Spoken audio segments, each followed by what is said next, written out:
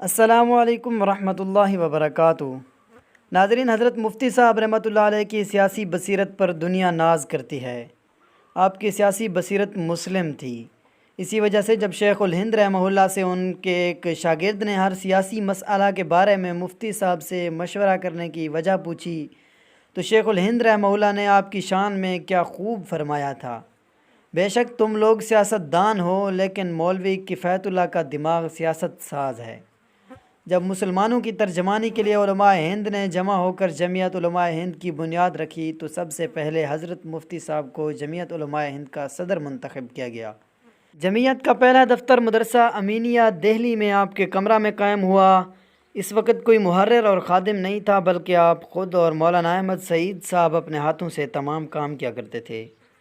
تقریباً 20 سال آپ جمعیت علماء ہند کے صدر رہے، مگر عاجزی و انکساری اتنی تھی کہ اس طویل عرصہ تک کبھی سالانہ کانفرنس کی صدارت نہیں فرمائی۔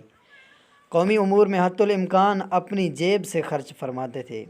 ناظرین، ہمارے اس واقعے کے بارے میں ایک کومنٹ ضرور دیجیے گا اور چینل کو بھی ضرور سبسکرائب کیجیے گا۔ والسلام۔